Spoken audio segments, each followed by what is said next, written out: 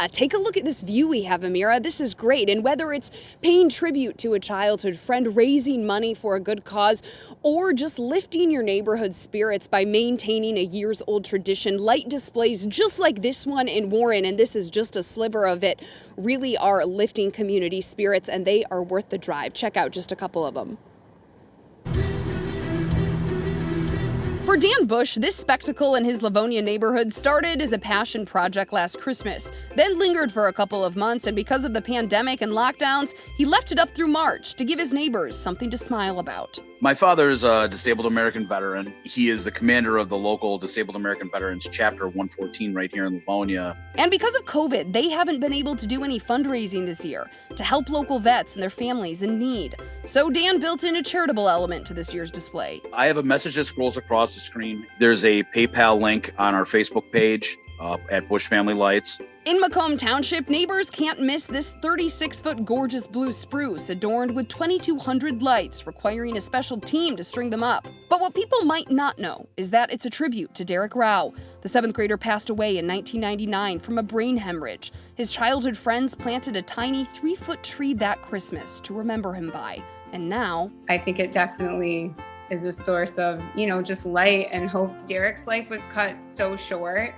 And just to see this tree stand the test of time, it's a blue spruce. It never, sheds. It's just growing bigger.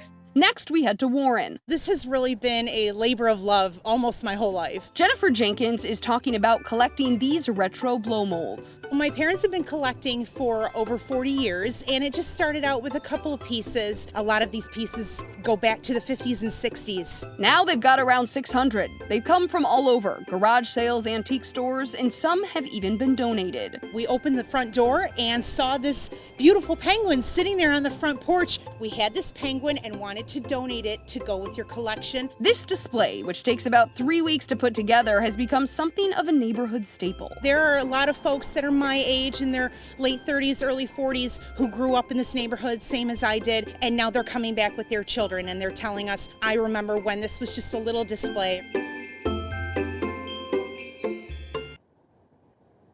We are back live this morning in Warren, right in front of the Jenkins home, and I want you to get a sense of how cool this looks when all the lights are on. Our photographer Mike's going to pan over so you can take a look at this labor of love. Now, Jenkins noted that they actually have a letter to Santa drop box here. She says some of the neighborhood kids have already used this little letter dispenser right here. They've walked in and dropped their letters off for Santa. Again, this is just a years-old tradition that everyone in this neighborhood looks forward to.